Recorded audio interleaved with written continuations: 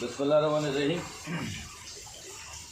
এই যে দেশি মাগুর, এটা বিলুপ্তির পথে প্রায় গেছিল, বিলুপ্তি হয়ে যাচ্ছিল কারণ এর খাবারটা ঠিকমতো আমরা সেট করতে পারছিলাম না। 16-17 বছর আগে ময়মনসিংহ থেকে ট্রেনিং করে আসার পরে প্রথম মাগুর যশোরে আমি করি, প্রথম মাগুর করি যশোরে আমি, দেশি মাগুর।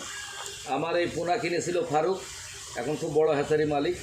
সে ক্যাটফিশের হ্যাচারিও আছে, কার্পের হ্যাচারিও আছে। সে ফারুক ছিল আমার এই চারা মাছের প্রথম কাস্টমার। আমরা এই মাগুরটা বেশ ক্রস হয়ে গেছে, কিছু দুর্নীতিবাস্ত থাকবেই। বিদেশি মাগুরের মেল দিয়ে, হাইব্রিড মাগুরের মেল দিয়ে ক্রস করেছে। সেই জাতটাকে আমরা ঠিক করার জন্যে ন্যাচারাল ওয়ের থেকে মাগুর কিনে নিয়ে এসে আমি ডিম করে, বিশেষ করে আমার মাগুর দেয় নিতাই একজন বিল থেকে, চেঙ্গুটে বিল থেকে মাগুর ধরে নিতাই প্রায় 30 কেজি 40 কেজি করে ব্রুট প্রতি বছর দেয়। আর কিছু বড় বাজার থেকে আমরা দেখে শুনে, যাতে ক্রস হয়নি, এরা মাগুর নিয়ে এসে আমি এই বাচ্চা করি আর করে বিক্রি করি। আবার কিছু বলুন, আবার কিছু বলুন। এই যে এই মাছটা আজকে সেল হবে। ব্রাক দিয়ে, সরকারি মাছ দিয়ে সমস্ত মাছ আশা করা যায়।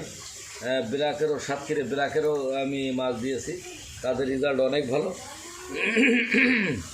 ঝিনেদা, কুষ্টিয়া একক চাষের রেজাল্ট খুব একটা ভালো না হলেও এখন মানুষ ঘেরের ভিতরে কার্পের সাথে চাষটা খুবই ভালো, পাঙাশের সাথে এই দেশি মাগুরের চাষটা খুবই ভালো। আপনারা লুলু ফিশ হ্যাচারি ইচ্ছা করলে আপনারা অর্ডার দিলে, আমরা অনলাইনে মাছ বেশি, অর্ডার দিলে আমরা আপনার ঠিকানায় স্বচ্ছভাবে পৌঁছায় দেবো।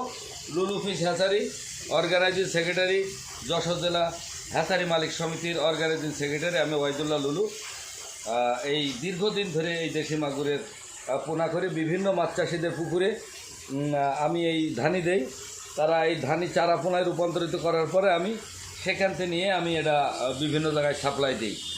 বিভিন্ন জনের এই মাছ আমি দেই। তার মধ্যে আব্দুল সামাদ টগর আছে, ওবায়দুল হক, তাদেরকে আমি এসে এই মাছের পোনা বানায়, কাজীপুরীর মনু ভাই, এদেরকে আমি এইসব মাছ দিয়েছি। তারা প্রোডাকশান করার পরে আমি এই মাছ ধরে আমি এটা সারা বাংলাদেশে সাপ্লাই করি লুলু ফিশ হ্যাচারি। ধন্যবাদ।